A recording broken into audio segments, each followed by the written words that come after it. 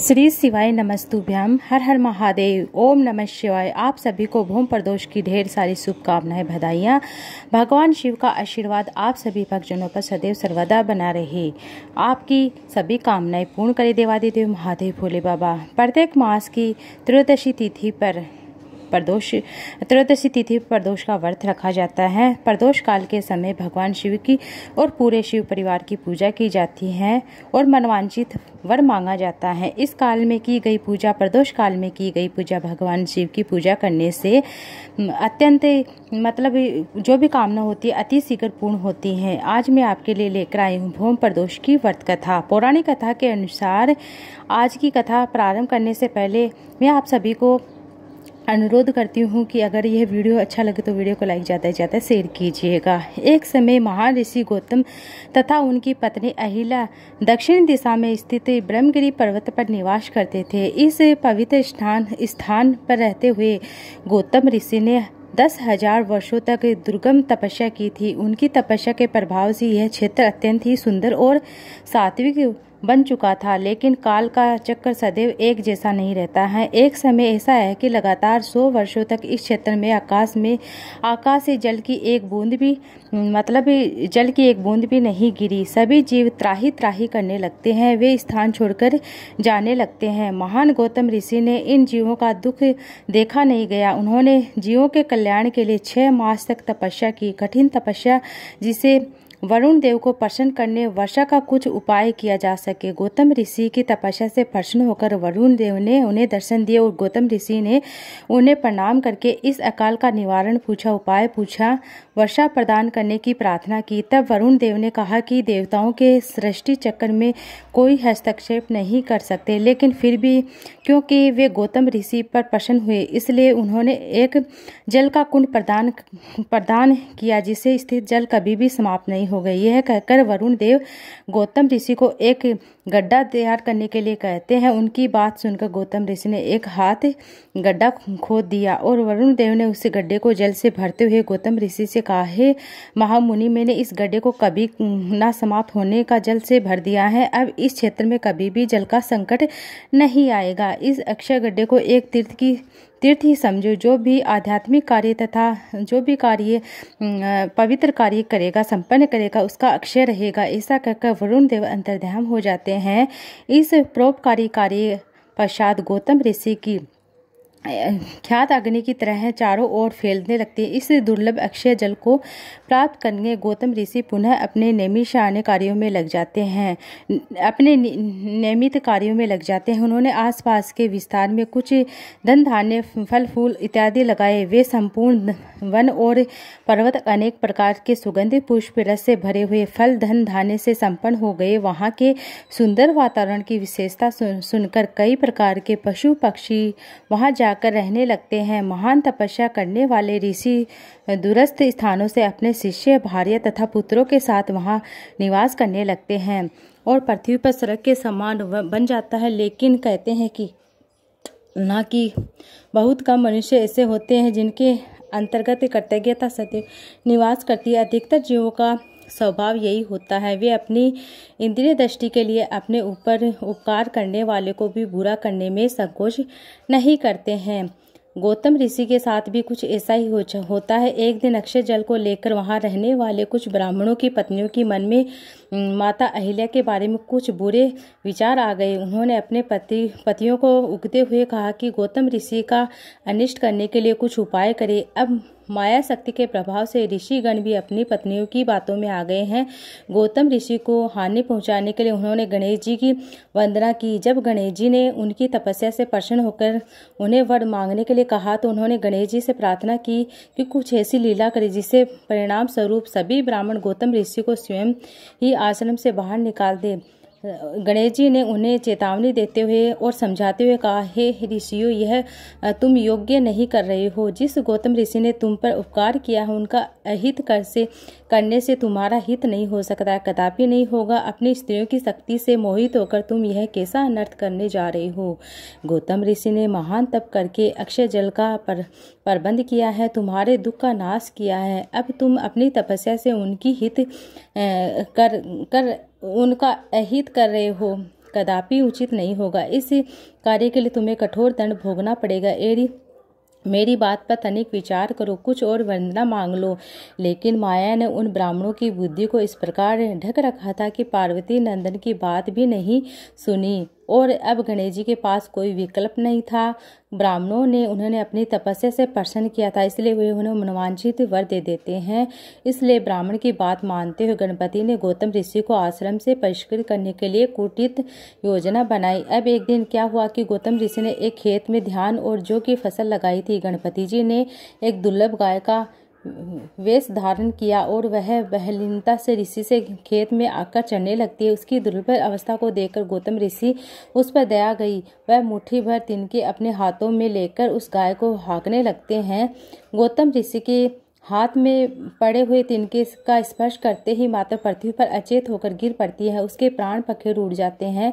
यह देखकर गौतम ऋषि को आश्चर्य हुआ। तभी कुछ समय बाद उन्हें पहले ही पीछे छिपकर वहां सारा दृश्य देखने वाले सभी ब्राह्मण बाहर आ गए। गौतम ऋषि पर गो हत्या का दोष लगाकर वे सभी ऋषि गौतम और माता अहिल्या को अभद्र शब्दों और कटु वचनों से आहत करते हुए उन सबको गो हत्या का आरोप लगाकर गौतम ऋषि को स्थान से छोड़ने के लिए कह देते हैं। गौतम ऋषि वहां पर छोड़ने के चले जाते हैं। गो हत्या का पाप का बोझ लेकर गौतम ऋषि आश्रम से कुछ दूरी पर एक स्थान आश्रम बनाकर रहने लगते हैं, लेकिन उन ऋषियों ने वहां उन्होंने चैन से नहीं रहने दिया। उन सब ने गौतम ऋषि से कहा कि गो हत्या करने के कारण अब वे कोई यज्ञ और अग्निहोत्र करने से भी योग्य नहीं है, इसलिए अब उन्हें सबसे पहले प्रायश्चित करना होगा। उनकी बात सुनकर गौतम ऋषि ने बड़ी ही विनम्रता से उनसे पूछा कि वे अपने पाप की मुक्ति के लिए उन्हें क्या करना चाहिए, क्या कर सकते हैं। इस पर ऋषियों ने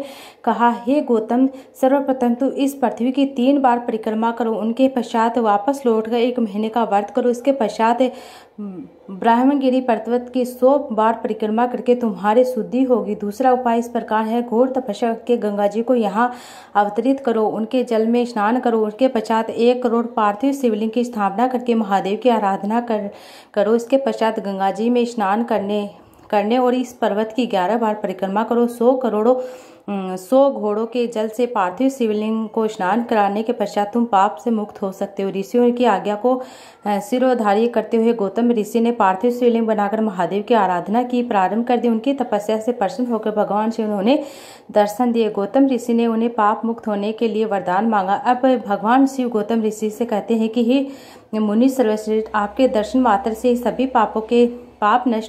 जीवों के पाप नष्ट हो जाते हैं। फिर मेरी आराधना करने वाला व्यक्ति पापी कैसे हो सकता है? आप तो कृतज्ञ हो, सदा ही निष्पाप हो, और आप इस तरह से अपने हाथों में कोई गो हत्या नहीं हुई है। तुमसे कोई गो हत्या नहीं है। तुम केवल उन ब्राह्मणों के छल का शिकार हुए हो। हत्यारे आप नहीं हो, सभी है, उनका कभी कल्याण नहीं हो सकता। भगवान शिव ने के मुख से ऐसे सत्य वचन सुनकर गौतम ऋषि आश्चर्यचकित रह जाते, लेकिन वे तो ठहरे परम भक्त। उन्होंने भगवान शिव से कहा, महादेव, वास्तव में उन ऋषियों ने मेरा महान हित किया है। यदि उन्होंने मेरे साथ ऐसा दुर्व्यवहार नहीं किया होता तो आज मुझे आपके दर्शन प्राप्त नहीं होते। उनका यह कार्य मेरे लिए परम कल्याणकारी सिद्ध हुआ है। गौतम ऋषि की महानता को देखते हुए भगवान शिव अत्यंत प्रसन्न होकर उनसे वर मांगने को लिए कहते हैं। तब गौतम ऋषि सभी जीवों के कल्याण हेतु भगवान शिव ने माता गंगा को अवतरित करने की प्रार्थना करते हैं। उनकी प्रार्थना स्वीकार करते हुए भगवान शिव गंगा का आह्वान करते हैं और जो स्त्री के रूप में वहां उपस्थित हो जाती है। भगवान शिव गंगा से कहते हैं कि वे गौतम ऋषि को पवित्र करके पश्चात वापस स्वर्ग को लौट आएगी। बल्कि देव तुम मनुष्य में 28वें कलयुग है। इस धरती पर रहे भगवान शिव की बात सुनकर माँ गंगा उन्हें आग्रह करती हैं कि वे तभी इस धराधर पर रहेगी यदि भगवान शिव माता पार्वती अपने गणों के साथ यहाँ विराजमान होंगे। अब उस समय सभी देवता तथा समस्त तीर्थ स्थान भी यहाँ आ चुके थे। उन्होंने माता गंगा से कहा कि जब भी बृहस्पति सिंह राशि में प्रवेश करेंगे तो उस अवधि के दौरान सभी तीर्थ स्थान यहाँ पर आकर निवास करेंगे। उनकी आज्ञा से ही वापस जाएंगे। सभी देवताओं की प्रार्थना को स्वीकार करते हुए महादेव तथा गंगा मैया वहीं पर विराजमान हो गई। वहाँ जो शिवलिंग की स्थापना करके उसे पूजता है, त्र्यंबकेश्वर ज्योतिर्लिंग के नाम से जानते हैं। इस ज्योतिर्लिंग के 3 मुख हैं जो क्रमशः ब्रह्मा विष्णु महेश। ब्रह्मा विष्णु शिव के प्रतीक हैं, क्योंकि गौतम ऋषि की तपस्या के कारण गंगा देवी अवतरित हुई थी, इसलिए उनका नाम गौतमी अथवा गोदावरी पड़ गई। अब मैं अन्य कथा सुनाने जा रही हूँ। सूत जी बोलते हैं, अब मैं मंगली त्रयोदशी प्रदोष व्रत का विधि विधान बतलाता हूँ। मंगलवार का दिन व्याधियों का नाशक, और इस व्रत में एक समय व्रती को गेहूं या गुड़ का भोजन करना चाहिए। इस व्रत के करने से मनुष्य सभी पापों से मुक्त हो जाता है, रोगों से मुक्त हो जाता है, इसलिए किसी प्रकार का संशय नहीं इस व्रत को करने में।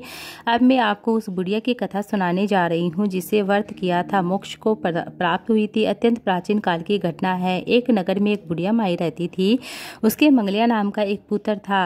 वरदा को हनुमान जी पर बड़ा ही श्रद्धा थी। वह प्रत्येक मंगलवार को हनुमान जी का व्रत करती, अनुष्ठान करती, पूजन करती और भोग लगाती। इस तरह से भगवान श्री हनुमान जी उनकी परीक्षा लेने के लिए आते हैं।